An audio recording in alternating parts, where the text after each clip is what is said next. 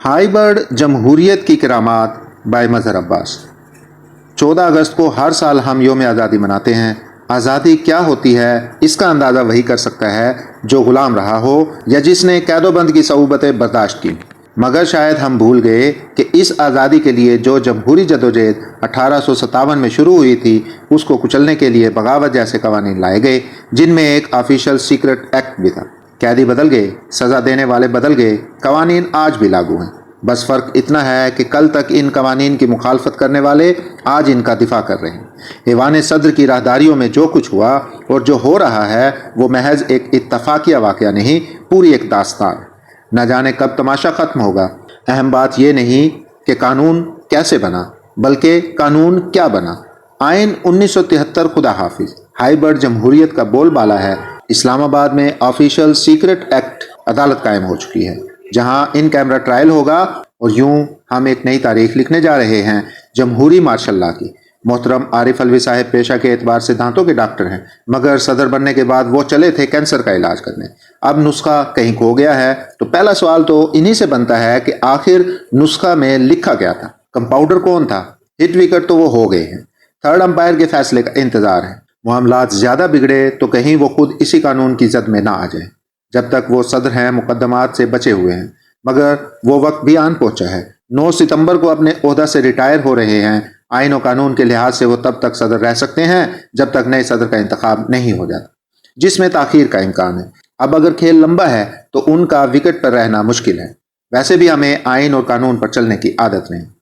حضور، جس ملک میں اقتدار مقبولیت نہیں قبولیت کی بنیاد پر دیا جاتا ہو، وہاں پارلیمنٹ نے ایسے قوانین منظور کیے ہیں جو دراصل ان کے اپنے وارنٹ کی رفتاری ثابت ہوں گی۔ جن دوستوں کا خیال ہے یہ ہائی برڈ ماڈل 2018 کی پیداوار ہے، وہ غلط فہمی دور کر لیں۔ یہ سب سے پہلے لاگو ہوا 1988 کے انتخابات کے بعد، جب محترمہ بے نظیر بھٹو شہید مقبولیت کے عروج پر تھیں مگر قبولیت نہیں ہو رہی تھی۔ اس وقت معاملہ ایوان صدر میں اپنا صدر لانے کا تھا۔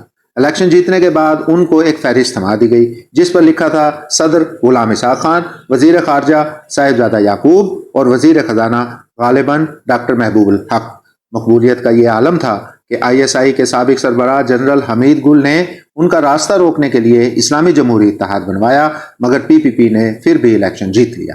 اب سارا دباؤ اقتدار کی منتقلی کا تھا۔ ایوان صدر 18 ماہ سازشوں کا گڑھ رہا۔ جب محترمہ نے اپنے خلاف عدم اعتماد کی تحریک کو شکست دے دی تو اسی ایوان صدر کی راہداریوں میں، شاید اس لا ڈویژن میں جہاں سے مبینہ طور پر ان 2 بلوں کو تلاش کیا جا رہا ہے جو کسی بل میں چھپ گئے ہیں، اس وقت ایک سمری تیار کی گئی محترمہ کی حکومت کو ختم کرنے کی۔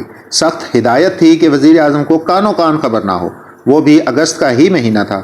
4 اگست کی صبح ایک انگریزی اخبار دی نیشن میں جناب عارف نظامی مرحوم کی خبر تھی کہ آج بے نظیر حکومت کا خاتمہ ہونے جا رہا ہے۔ محترمہ صدر صاحب سے مل کر آئیں تو خاصی مطمئن تھی، اور شاید انہوں نے نظامی صاحب سے بات بھی کی تھی کہ خبر غلط ہے اور آپ نے غیر ذمہ داری کا ثبوت دیا ہے۔ شام سے پہلے ہی ان کی حکومت چلی گئی 58(2)B کے تحت۔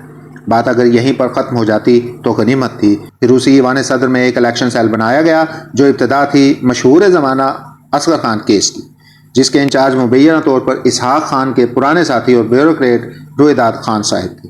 اس کیس کی فائل بھی کہیں کھو گئی۔ اب بھی ہماری بدقسمتی ہے کہ جو کچھ ہمارے حکمران اپنے سیاسی مخالفین کے لیے کرتے ہیں اس کا شکار بعد میں وہ خود ہو جاتے ہیں۔ اس سیل کا قیام 1974 میں سابق وزیر اعظم ذوالفقار علی بھٹو نے نیشنل عوامی پارٹی کو دبانے کے لیے کیا تھا، جس کو استعمال آنے والے وقتوں میں جنرل ضیاء اور جنرل مشرف نے کیا، اور یہ سلسلہ آج تک جاری ہے۔ صدر فضل الہی چودھری ہوں، رفیق تارڑ، فاروق لغاری یا عارف علوی، انہیں قبولیت کے ساتھ ہی چلنا پڑتا ہے، ورنہ تو بے شمار مثالیں موجود ہیں۔ اب ان 2 بلوں پر آپ نے دستخط نہیں کیے تو وہ ہیں کہاں؟ اس فہرست میں کیوں نہیں شامل جو 1 درجن سے زیادہ بل واپس بھیجے گئے دستخط کیے بغیر، اور جن پر نہ کرنے کی غالباً وجوہات بھی لکھی گئی ہیں؟ وکٹ کے دونوں طرف کھیلیں گے تو کھیل سے آؤٹ ہو جائیں گے۔ یہ باتیں تو اس وقت سوچنے کی تھی جب قبولیت ہوئی تھی، آپ کی بھی اور آپ کے لیڈر کی بھی، مگر اہم بات یہ نہیں کہ وہ بل کہاں ہیں، بلکہ وہ بل ہیں کیا اور کس نے منظور کیے اور آج لاگو بھی ہیں، اور ماشاءاللہ عمل درآمد بھی تیزی سے شروع ہو گیا، جس کے غالباً پہلے شکار عمران خان، شاہ محمود قریشی اور اسد عمر سمیت کچھ PTI کے لوگ تو ہیں ہی، مگر پشتون تحریک کے رہنما علی وزیر بھی ہو گئے۔ ان کے ساتھ بھی عجیب سلوک ہو رہا ہے۔ کئی سال سے شاید یہ ساری کارروائیاں مسلم لیگ نون یا پی ڈی ایم یا پی پی پی کے رہنماؤں کے لیے مسرت کا باعث ہوں، کیونکہ خان صاحب نے ان کے ساتھ بھی یہی کیا تھا۔ البتہ دونوں یہ بھول گئے ہیں کہ آنے والے وقت میں کیا ہونے والا ہے۔ اس قبولیت کے چکر میں 1973 کے آئین کو خدا حافظ کہہ دیا گیا ہے۔ میں تو 14 اگست کے حوالے سے 40 سال بعد ہی سے ہی شاہی قلعہ میں بدترین ٹارچر کا شکار ہونے والی فرخندہ بخاری پر لکھنا چاہتا تھا، جنہیں پہلی بار کوئی تمغہ تو ملا۔ وہ الگ بات ہے کہ جب 23 مارچ کو یہ انعام ملے گا تو وہ وصول کرنے کے لیے دنیا میں موجود ہیں۔ ایک فرخندہ ہی کیا، انعام کی مستحق بہت سی ایسی ہی خواتین موجود ہیں، شاہدہ جبیں جن کا 2 ہفتے پہلے انتقال ہوا، عابدہ ملک، نصرت تارڑ، کنیز یوسف وغیرہ۔ ایسی جمہوریت کا انتظار رہے گا جب بعد از مرگ ہی سے ہی ملک میں جمہوری جدوجہد کے پہلے سپاہی اور شہید حسن ناصر کو بھی تمغہ ملے۔ آج بھی اٹک قلعہ، اٹک جیل، کوٹ لکھپت، اڈیالہ جیل اور کراچی سے خیبر تک جیلوں میں سیاسی قیدی موجود ہیں۔ جو نہیں وہ لاپتہ ہیں، عرفان صدیقی صاحب کے بل اور سیکرٹ ایکٹ کی طرح۔